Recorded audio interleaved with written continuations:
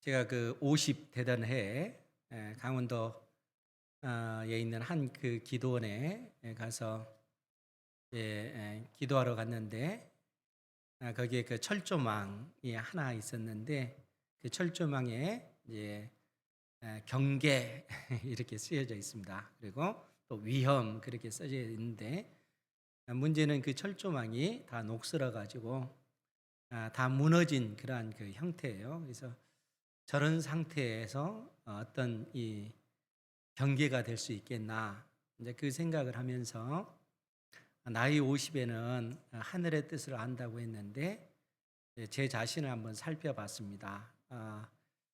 하나님을 섬기면서 무너졌던, 또 허물어진 어떤 내 중심의 어떤 부분들을 마치 그 철조망처럼 무너져 있어서 경계하고 있지만은 실상은 누구나 왔다 갔다 할 수 있는 그러한 모습이 아닌가. 그래서 다시 한번 내 마음에 그 철조망을, 내 선을 분명히 해서 내가 하나님의 그 뜻을 이루는데 내 삶을 다시 한번 점검해야 되겠다, 그런 생각을 한 적이 있습니다. 요즘은 이 코로나 이후에 영상을 통해서 예배 드리는 분들이 많고 하다 보니까 이제 교회에 나가지 않고 주일날에도 이제 집에서 어떤 뭐 본인이 좋아하는 그러한 예배 방송 틀어서 보고 예배를 드리는 그러한 사람들이 굉장히 많다고 합니다.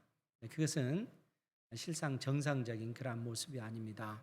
물론 엊그제 우리 이 북한 교회 재건위원회에서 저에게 보여준 그 사진을 보니까 탈북한 그 형제 자매들, 특히 북한에서 탈북한 그러한 그 여인들이 이제 중국에 팔려가서 시집가서 그 가운데 예수님을 믿고 또 신앙생활이 자유롭지 못하기 때문에 자기의 어떤 그 집의 그 한 공간을 만들어서 거기서 예배드리는 그러한 그 모습이 찍어가지고 저에게 보여줬는데, 그런 경우는 좀 다르겠죠. 근데 우리가 신앙적으로 많이 혼탁한 그러한 그 시기가 되면 될수록 먼저 우리 자신의 마음을 다시 견고히 하고, 결코 무너져서는 안 되는 그 선들, 주일에 우리가 함께 모여서 예배드리는 이러한 부분들에 대해서는 여러분들이 다시 한번 마음을 다잡고 하나님 앞에 예배드리는 일에 힘쓰시는 그러한 여러분들 되시기를 주님의 이름으로 부탁을 드립니다. 오늘 요한계시록 22장은, 계시록 21장, 22장은 결론 부분에 해당이 되어집니다. 우리가 지난주를 통해서도 말씀을 보았지만, 우리 주님께서 이 땅에 재림하심으로써 온 세상이 심판을 받고, 옛 하늘과 옛 땅도 심판을 받고, 이제 우리 하나님께서 새 하늘과 새 땅을 택한 자녀들을 위해서 예비해 주십니다. 그러니까 지금 우리가 살고 있는 이 하늘과 이 땅이 아니라 질적으로 전혀 완전히 다른 새 하늘과 새 땅을 하나님께서 우리를 위해서 준비해 주신다는 것이죠. 그리고 나서 하나님께서 계시록 21장 2절 말씀에 보면 하늘로부터 새 예루살렘이 새 하늘과 새 땅에 내려오게 되어지는 거예요. 새 하늘과 새 땅에 새 예루살렘이 하늘로부터 내려오는데, 이 새 예루살렘은 진짜 건물이 아니고 상징적인 의미입니다. 그래서 하나님께서 사도 요한을 통해서 알려주신 새 하늘과 새 땅은 그 높이와 그 길이와 너비가 같은 정사각형의 새 하늘과 새 땅입니다.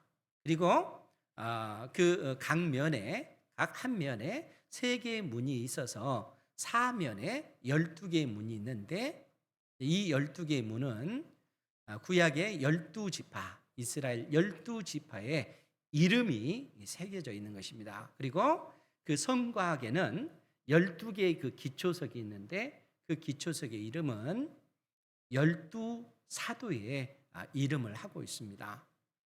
그러니까 새 예루살렘이 상징하는 바는 창세 이후로 어린 양의 생명책에 기록된 하나님의 택한 자녀들을 의미한다는 거예요. 구원받은 하나님의 그 백성들을 상징하는 것이 새 예루살렘입니다. 그러니까 하나님께서 새 하늘과 새 땅을 우리를 위해서 예비하시고, 그리고 하나님의 택한 백성들이 새 하늘과 새 땅에서 살아갈 수 있도록 하나님께서는 이 세상 역사 끝에 그렇게 하나님의 나라 천국을 완성시키실 것입니다. 하나님께서 세상 역사 끝에 그렇게 하나님의 나라를 이루시겠다라고 말씀해 주고 계시는 거예요. 그러면서 오늘 말씀을 통해서 새 예루살렘 그 성 안에서 되어지는 그러한 일들에 관해서 오늘 하나님께서 우리에게 말씀을 해주고 계십니다. 그러니까 한 천사가 지금 사도 요한에게 한 환상, 또 다른 환상을 보게끔 하시는데, 22장 1절 말씀에 보면 또 그가 수정같이 맑은 생명수 강을 내게 보이니, 여기서 그는 한 천사를 의미해요. 그러니까 이 천사가 사도 요한에게 수정같이 맑은 생명수의 강을 사도 요한에게 보이니 라고 얘기를 합니다. 그러니까 지금 이 모습은 새 예루살렘 성 안에서 되어지는 그러한 모습을 지금 그려주고 있는 것입니다. 그런데 생명수 강을 사도 요한에게 보이셨다. 그리고 그 생명수의 강은 마치 수정같이 맑은 그러한 물을 의미하는 것이죠. 그런데 이제 우리가 생명수라고 했을 때 이 생명수가 뭔가 의외로 또 이 의미에 대해서 제대로 파악이 안 되신 분들이 있는 것 같아요. 생명수라고 하는 것은 생명을 살리는 물을 의미합니다. 우리가 물을 마시지 않으면 어떻게 됩니까? 그 목마름 때문에 죽을 수밖에 없잖아요.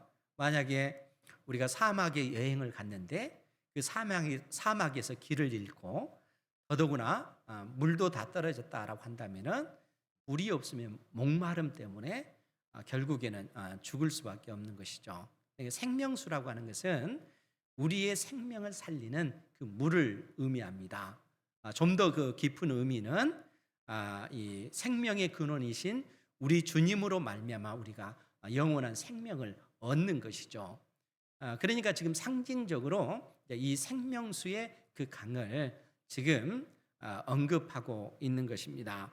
그런데 지금 1절에서는 이 수정같이 맑은 생명수의 강으로 이렇게 묘사를 했는데, 계시록 21장 6절 말씀에서는 뭐라고 얘기를 하냐면은, 또 내게 말씀하시되 이루었도다. 나는 알파와 오메가요, 처음과 마지막이라. 즉 우리 하나님은 처음과 끝, 이 세상 역사를 시작하시고 이 세상 역사를 마무리하시는 처음과 끝, 알파와 오메가시다. 이렇게 말씀하시고 나서 내가 생명수 샘물을 목마른 자에게 값 없이 주리니 이기는 자는 이것들을 상속으로 받으리라.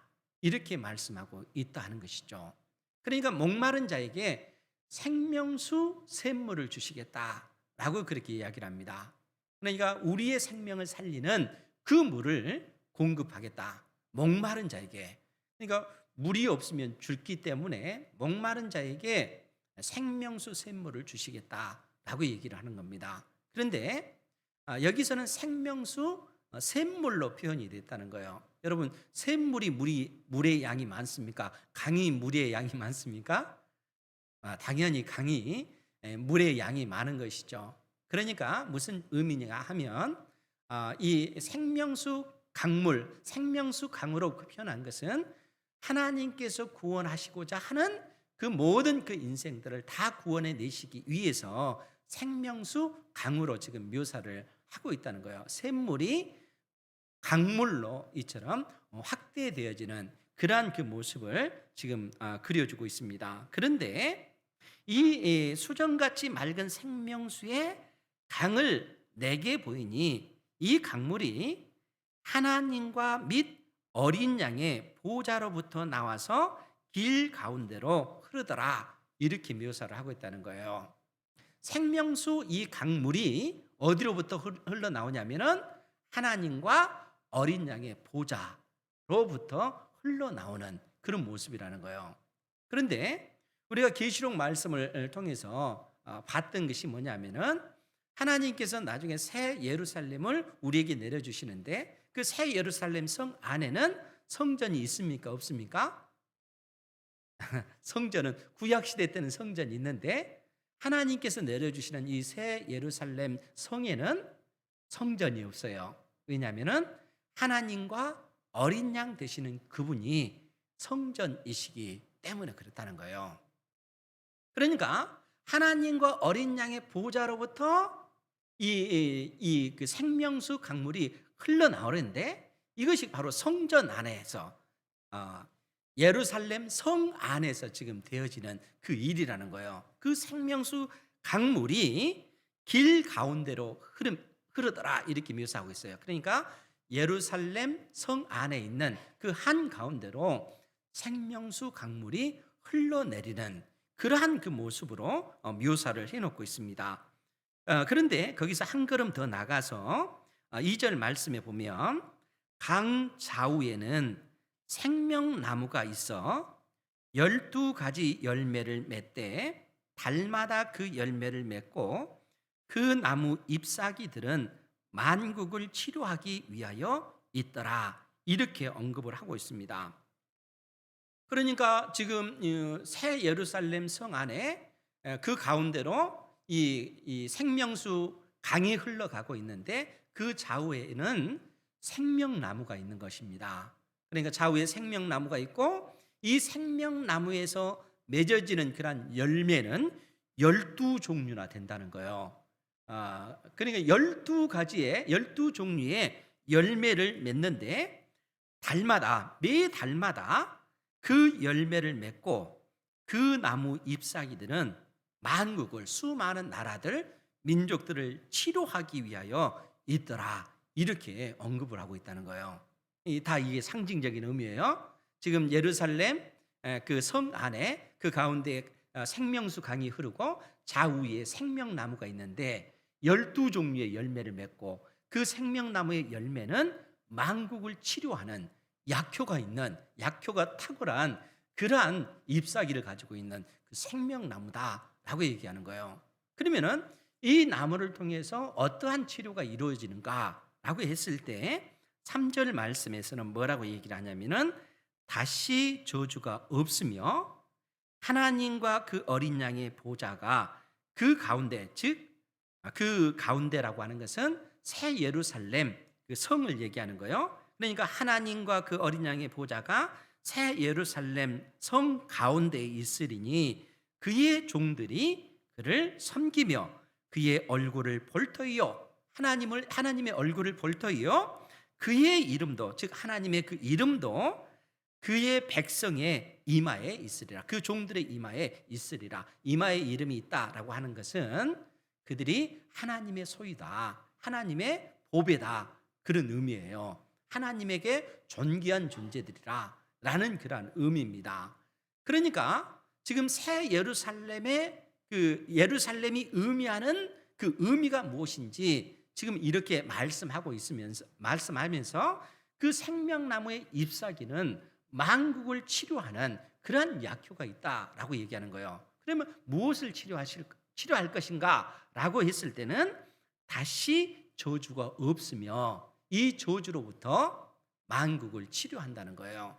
그러면 이 저주가 의미하는 바가 무엇이겠는가 하는 거예요.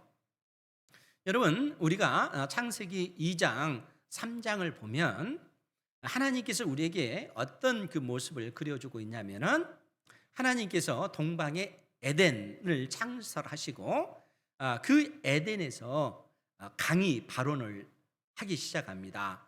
그러니까 에덴이 있고 에덴의 한 동산을 하나님께서 창설하시고 이 동산에 아담과 하와를 두셨어요. 그리고 이 에덴에서 발원한 이 강이 그 동산을 적시고 그 강물이 네 개의 그 근원이 되어집니다. 네 강의 근원이 되어진다는 거요. 그래서 그 강의 이름이 이제 그 비손, 또 기혼, hit데겔, 유브라데 강, 이 네 강으로 이 묘사가 되어졌습니다. 이 네 강은 네 근원이라 이렇게 묘사하고 있어요. 즉 그 말은 온 땅을 풍성하게 적시는 그 생명수 그 강물이라는 거예요. 만물에게 생명을 주는 그런 근원으로서 네 강을 묘사를 하고 있습니다. 그런데 문제는 뭐냐면은 이처럼 에덴에서 발원하는 이 강물, 이 생명수가 온 땅을 풍성하게 만드는데 문제는 첫사람 아담과 하와가 하나님 앞에 범죄하게 되었다는 거예요. 이로 인해서 하나님께서 진노하사 땅을 저주하십니다. 창세기 17장 이하의 그 내용이 나오는데 땅을 저주하게 되니까 어떤 일이 벌어지는 거예요? 땅이 가시와 엉겅퀴를 낼 수밖에 없는 것이죠. 그러니까 사람이 먹을 그 양식은 채소인데 문제는 땅이 가시와 엉겅퀴를 내니까 이 첫사람 아담은 땀을 흘려야만이 먹을 것을 구할 수밖에 없는 거예요. 왜냐하면 이 엉겅퀴와 가시 때문에 양식을 구할 수가 채소를 구할 수가 없으니까, 채소가 자라지 못하니까. 그러니까 오늘날에도 사람이 먹는 그런 그 양식은 그 생명력이 약해요. 그런데 이 그 땅에 있는 그 잡초들은 어때요? 그 생명력이 막강한 거죠. 그러니까 밭에다 곡식을 심고 관리를 하지 않으면은 그 잡초에 의해서 그 곡식을 먹을 수가 없어요. 왜냐하면 땅 자체가 그처럼 저주를 받았기 때문에 그렇습니다. 그래서 사람은 일평생 수고해야 되는 거예요. 왜냐하면 그것이 하나님께서 인생들에게 내리시는 그 저주이기 때문에 그런 것입니다. 그런데 이러한 저주는 여기서 끝나는 것이 아니고 우리 인생이 일평생 그렇게 수고하다가 결국 이 세상을 떠날 수밖에 없다는 거예요. 죽음의 권세 아래 인생이 있기 때문에 그런 것입니다. 그러니까 하나님께서 인생들에게 내리시는 진노의 그 심판, 그 저주라고 하는 것이 뭐냐면은 일평생 이 땅에서 수고하다가 결국은 죽음의 권세 아래 멸망당하는 것, 그것이 인생이 가는 그 비참한 그 길이라는 거예요. 그러니까 인류가 이러한 어떤 진노 아래, 하나님의 그 진노 아래 놓여져 있는 것입니다. 그런데 오늘 하나님께서는 다시는 저주가 없으며 이렇게 선언하고 있다는 거예요. 왜냐하면은 이 새 예루살렘에 그 생명수 강물이 흐르고 그 강 좌우편에 생명나무가 있는데 이 생명나무의 그 잎사귀는 만국을 치료하는 그 효과가 있기 때문에 모든 저주로부터 우리를 자유케 해주기 때문에 그렇다는 거예요. 그래서 지금 하나님께서 사도 요한을 통해서 이 세상 역사 끝에 이렇게 되어진다. 구원받은 하나님의 그 백성들에겐 다시는 저주가 없다. 다시는 죄와 사망의 그 권세가 그들을 지배하지 않는다 하는 사실을 우리에게 말씀해 주고 있는 것입니다. 그러면서 5절에 뭐라고 얘기를 하냐면 우리 계시록 22장 5절 말씀 다시 우리 같이 보겠습니다. 시작. 다시 밤이 없겠고 등불과 햇빛이 쓸데없으니 이는 주 하나님이 그들에게 빛이심이라. 그들이 세세토록 왕노릇 하리로다. 아멘. 다시는 하나님께서 이루시는 새 하늘과 새 땅에는 다시 밤이 없겠고 등불과 햇빛이 쓸데없으니 그 이유는 주 하나님이 그들에게 빛이시기 때문에 그렇다는 거예요. 더 이상 밤이나 낮이 필요 없고 태양이 필요 없는, 왜냐하면 하나님께서 그의 택한 백성들에게 영원한 빛이시기 때문에 그렇다는 거예요. 하나님께서 이러한 어떤 은혜를 택한 자녀들에게 베푸신다는 것이죠. 뿐만 아니라 그들이 택한 백성들이 세세토록 왕노릇 하리로다. 새 하늘과 새 땅을 통치하는, 즉 우리 주님과 함께 만국을 통치하는, 즉 온 세상을 통치하는 이러한 일에 우리 역시 우리 하나님과 동참하는 그러한 일들을 감당하게 될 거라는 거예요. 여러분, 우리가 창세기 1장 28절에 보면 하나님께서 첫사람 아담과 하와를 지으시고 이 사람들에게 복을 주시면서 하신 명령이 뭡니까? 생육하고 번성하라, 땅에 충만하라, 땅을 정복하라, 이 명령을 주셨잖아요. 그러니까 바다의 그 물고기와 공중의 그 새와 땅에 그 움직이는 그 모든 생물을 다스리라 하는 명령을 주셨습니다. 온 세상을 통치하는 그 통치의 그 사명을 우리 인생들에게 주신 거예요. 그런데 우리 인생들은 어때요? 온 세상을 아름답게 가꾸지 못하잖아요. 끊임없이 우리 인간의 어떤 그 욕망과 자기 어떤 정치적인 어떤 그 권력, 또 어떤 경제적인 그 이득에 따라서 하나님께서 우리에게 맡기신 이 세상을 오염시키고 또 무너뜨리는 그러한 일들을 인생들이 한다는 거예요. 그렇게 해서는 안 된다 하는 것을 알면도 불구하고 우리는 세상을 그처럼 관리하지 못합니다. 그런데 하나님께서 새 하늘과 새 땅을 완성시키고 나서는 우리로 하여금 그 사명을 다시 회복시키도록 온 세상을 통치하는 그러한 어떤 그 사명을 다시 우리에게 주시겠다라고 말씀하고 계시는 것입니다. 우리 하나님과 함께 만국을 통치하는 이 권세를 하나님께서 주시는 것이죠. 이 세상 역사 끝에 하나님의 나라가 완성되어졌을 때 이러한 어떤 은혜를 하나님께서 우리 인생들에게, 택한 백성들에게 주시는 것입니다. 그런데 성경은 오늘 새 하늘과 새 땅에 관해서 이렇게만 언급하지 아니하고 에스겔 47장에 보면은 더 풍성하게 하나님 나라에 관해서 알려주고 계십니다. 우리 에스겔서 47장 말씀 다 같이 보도록 할게요.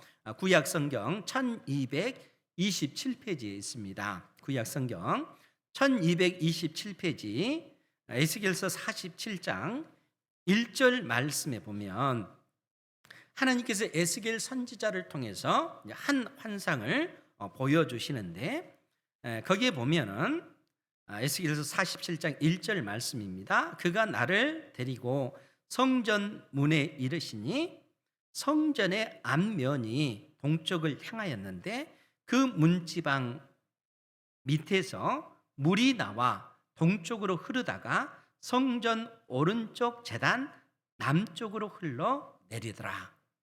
하나님께서 에스겔 선지자에게 보게끔 한 그 환상의 내용이 뭐냐면은 성전이 있고 그 성전 문지방에서 한 줄기 물이 흘러내리는 것을 보게끔 하시는 것입니다. 그런데 왜 성전 문지방인가 하는 것을 여러분들은 생각을 하셔야 돼요. 우리가 창세기 2장을 통해서 본 것은 에덴에서 이 물이 발원을 하는 거예요. 그리고 계시록 22장에서는 하나님과 어린 양의 보좌로부터 물이 시작이 되어지는 거예요. 발원하는 것입니다. 그런데 지금 에스겔서 47장에서는 성전 문지방에서 그 물이 시작이 되어지고 있다는 거예요. 그러면 이 내용이 어떤 의미인가? 여러분, 에스겔서 40장부터 46장까지, 즉 47장 전까지 어떤 내용이 있냐면 하나님께서 에스겔 선지자에게 장차 회복될 성전을 보게끔 하십니다. 그러니까 솔로몬이 지었던 그 성전은 느부갓네살 왕에 의해서 완전히 회파되었고 이제 하나님께서 택한 백성들을 위해서 한 성전을 보여주시는 거예요. 그리고 그 성전 안에서 행해지는 제사 제도, 어떻게 그 제사가 회복될 것인가 하는 내용을 에스겔서 40장부터 46장까지 보여주고 있는 거예요. 그런데 이것이 의미하는 바가 뭘까? 성전이 다시 회복되어지고 그 성전 안에서 제사 제도가 회복되어지는 그 의미가 무엇일까라고 했을 때 그것은 우리 주 예수 그리스도를 통해서 이 땅에 성취가 되어졌다는 거예요. 무슨 얘기냐면 우리가 요한복음 2장 말씀에 보면 우리 주님께서 이 예루살렘 성전을 보면서 하신 말씀이 이 성전을 헐라 내가 사흘 만에 다시 지으리라 말씀하셨습니다. 그러니까 예루살렘 그 성전은 스룹바벨이 재건축했던 그 성전을 헤롯 대왕이 다시 그 증축하고 있는 그러한 성전이거든요.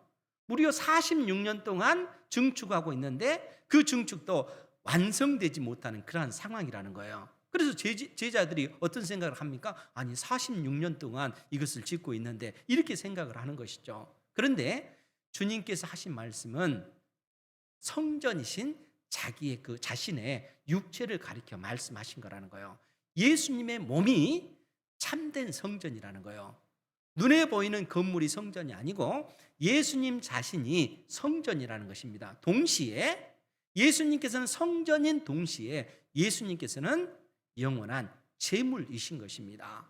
그러니까 우리 주님께서 십자가에 못 박혀 죽으시고 죽음의 권세를 이기시고 부활하심으로써 영원한 제물이 되어 주신 것입니다. 그 제물은 우리의 죄 때문에 드려지는 제물인 것이죠.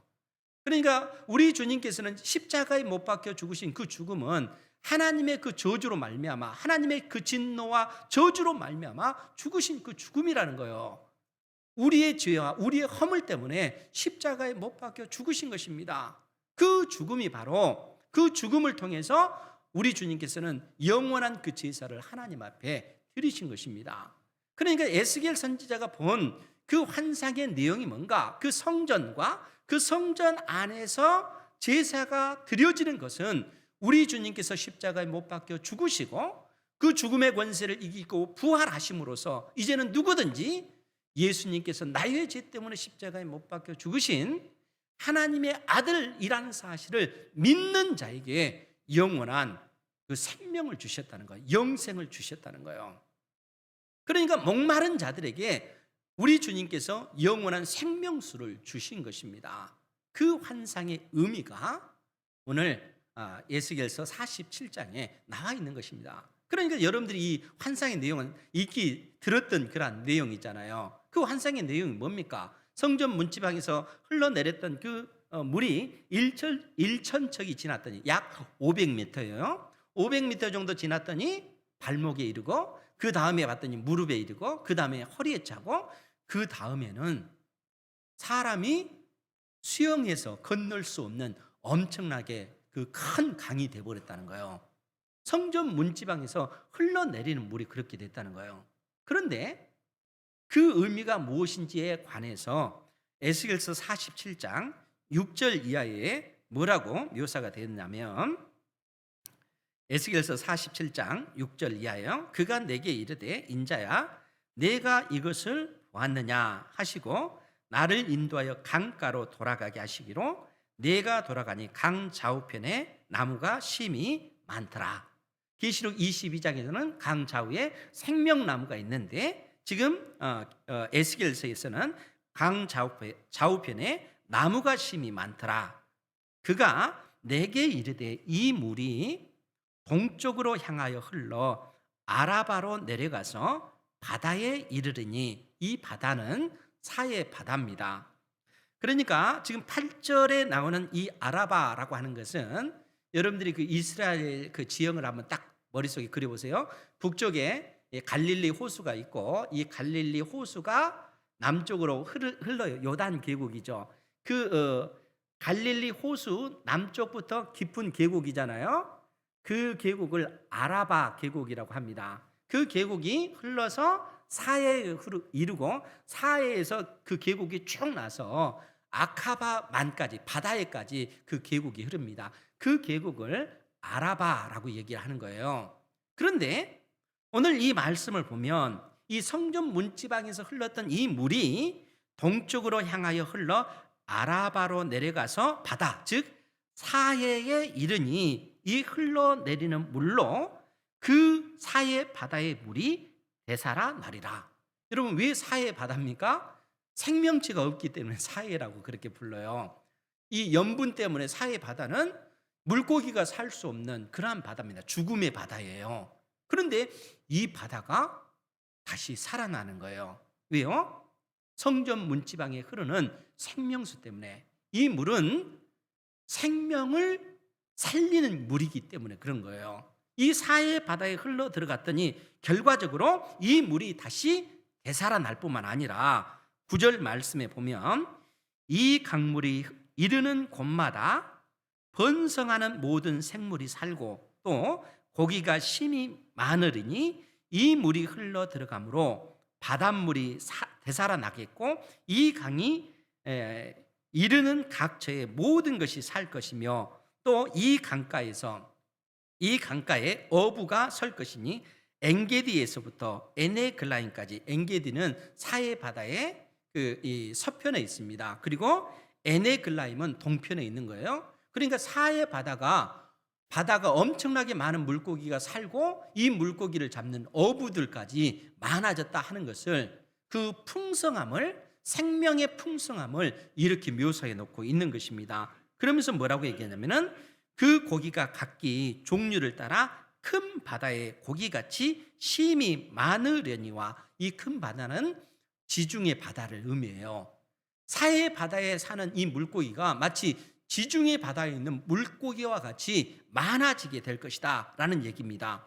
그러면서 11절에 그 진펄과 갯벌은 되살아나지 못하고 소금 땅이 될 것이며 강 좌우가에는 각종 먹을 과실나무가 자라서 그 잎이 시들지 아니하며 열매가 끊이지 아니하고 달마다 새 열매를 맺으리니 그 물이 성소를 통하여 나옴이라. 그 열매는 먹을 만하고 그 잎사귀는 약재료, 모든 것을 치료하는, 만국을 치료하는 약재료가 되리라. 이렇게 묘사를 하고 있는 겁니다.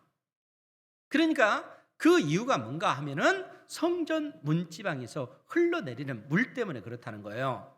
계시록 22장에서는 하나님과 어린 양의 보좌로부터 그 물이 흘러내려왔기 때문에 그렇다는 거예요. 지금 이렇게 하나님께서는 에스겔 선지자를 통해서 그 생명수, 그 강물에 대해서 이처럼 묘사를 해놓고 있다는 거예요. 그런데 에스겔서는 여기서 그치지 않고요, 뭐라고 언급을 하냐면은 13절, 그 다음 13절에 보면 주 여호와께서 이같이 말씀하셨느니라. 너희는 이 경계선대로 이스라엘 12지파에게 이 땅을 나누어 기업이 되게 하되 요셉에게는 두 몫이니라. 이렇게 얘기를 하는 거예요. 지금 무슨 얘기냐면은 지금 성전 문지방에서 흘러내리는 이 물이 사해 바다를 되살릴 뿐만 아니라 그 물이 이스라엘 온 땅에 흘러 들어가는 겁니다. 그리고 이스라엘 온 땅을 살리는, 생명이 풍성한 그러한 땅이 되도록 만드는 거예요. 그리고 12지파에게 이스라엘 땅을 분배해라. 그리고 그 땅을 너희들이 기업으로 상속받아라. 그 얘기입니다. 이 말이 무슨 의미겠어요? 지금 이 상징적인 의미예요. 하나님의 나라가 완성되어졌을 때 하나님의 그 백성들이 그 생명을 얼마나 풍성히 누릴 것인가 하는 사실을 지금 이처럼 묘사해 놓고 있다는 거예요. 생명수가 흘러 들어가는 곳마다 생명의 역사가 나타나는 것입니다. 그런데 그 물이 들어가지 않는 것은 어떻게 되는 거예요? 소금 땅이 되어버린 겁니다. 진벌과 갯벌이 되는 거예요. 왜 진벌과 갯벌이 되는 겁니까? 그 물이 흘러 들어가지 않기 때문에. 그렇기 때문에 죽음의 땅, 소금의 땅이 되어버리고 만다는 거예요. 그러나 생명수 샘물이 흘러 들어가는 곳마다 생명의 역사가 나타나는 겁니다. 그러니까 하나님께서는 이 세상 역사 끝에 궁극적으로 하나님의 나라를 완성시키실 것을 이처럼 상징적으로 말씀해 주고 있는 거예요. 성전 문지방에서 내렸던 그 물이 이스라엘 전역에 확산되어지고 온 이스라엘 12지파가 땅을 분배하고 분배된 그 땅을 상속받는 것, 하나님의 나라를 상속받는 것이죠. 천국을 상속받는 의미를 이처럼 상징적으로 묘사해 놓고 있다는 거예요. 그러니까 창세기 2장 말씀에 근거해서 묘사를 한다면 에덴에서 발원한 그 물이 에덴 동산을 적시고 그리고 4개의 큰 강의 근원이 되어지죠. 이 강이 온 땅에 흘러 적셔 가므로 온 땅이 풍성해지는 이러한 그 모습으로 묘사해 놓고 있는 겁니다. 그러니까 아담과 하와가 타락하기 전에 그 생명력이 풍성한 그러한 땅의 모습을 창세기 2장은 그렇게 묘사해 놓고 있는 것입니다. 그런데 아담과 하와로 범죄로 말미암아 이 땅이 저주를 받음으로 인해서 이제는 이 세상은 하나님의 나라가 아니라 저주받은 땅이 되어졌잖아요. 그런데 이 땅을 하나님께서 이처럼 회복시키시겠다는 거예요. 무엇을 통해서요? 성전 문지방에서 흐르는 그 물을 통해서 회복시키시겠다라고 말씀하고 계시는 것입니다.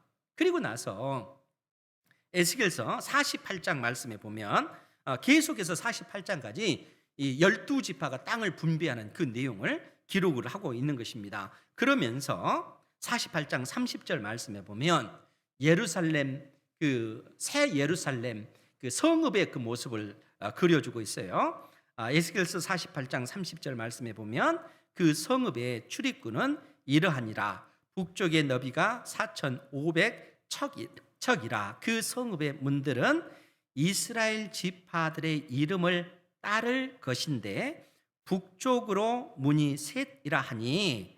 그리고 또 32절에서는 동쪽의 너비는 이렇게 언급되고 문이 셋이라. 하나는 요셉 문이요, 하나는 베냐민 문이요, 하나는 단 문이며. 그러니까 무슨 얘기냐면은 새 예루살렘의 그 모습이 사각이라는 거예요. 그리고 한 면에 세 개의 문이 있는 거예요. 그러니까 12개의 문이 있겠죠. 12개의 문은 12지파의 이름을 의미하는 겁니다.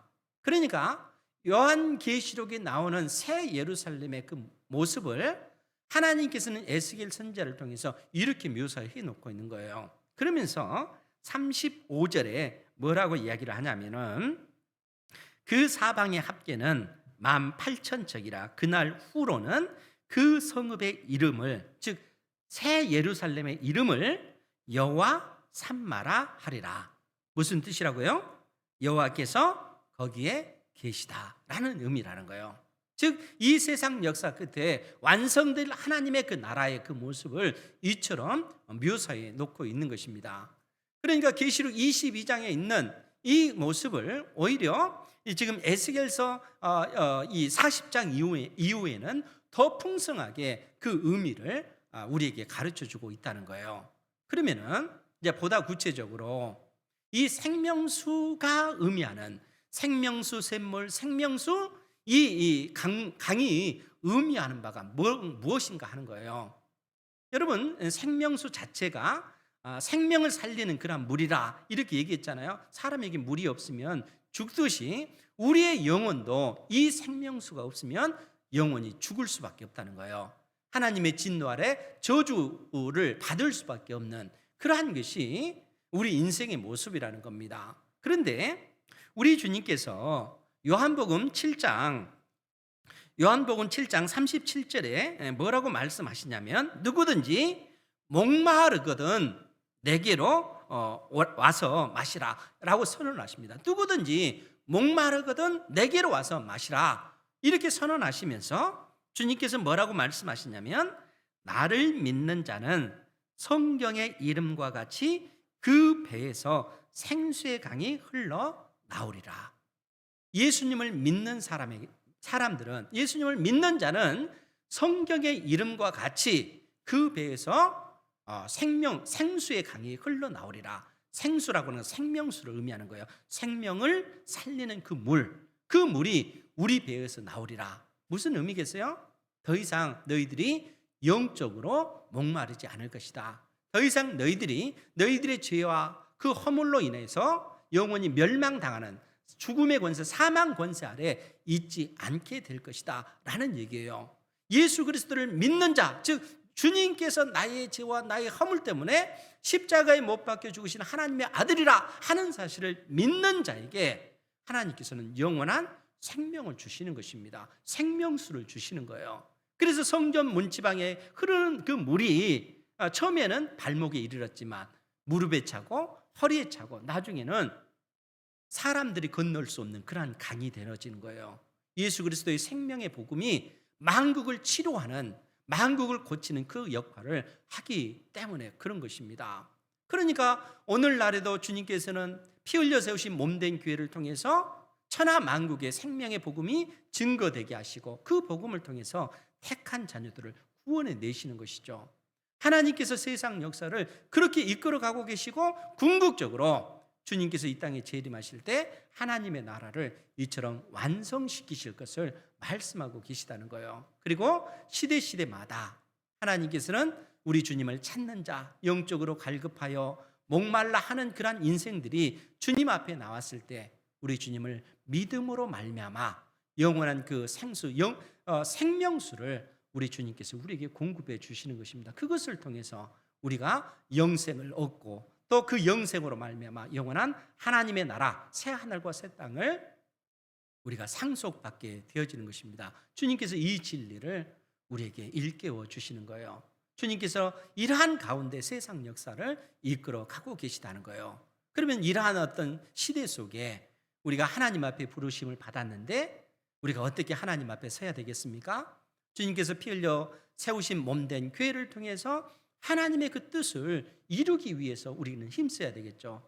나만 예수님 믿고 구원받은 것이 아니라 우리 주님께서 우리에게 주신 그 사명, 수많은 목말라 하면서 죽어가는 그 인생들에게 우리 주님이 생명수입니다 라고 증거를 하고 그 증거를 통해서 그들을 구원해내는 이 일들을 우리가 감당해야 하는 것입니다. 시대가 아무리 혼탁하고 또 시대정신, 수많은 거짓된 이론들과 그 허다한 거짓된 그런 생각들이 난무하는 이 시대일수록 여러분들이 주의 말씀을 사랑하시고 그 말씀이 기준이 되어서 하나님의 뜻을 이루어가는 그러한 삶을 살아가는 우리 은행교회 모든 성도 되기를 주님의 이름으로 축원드립니다.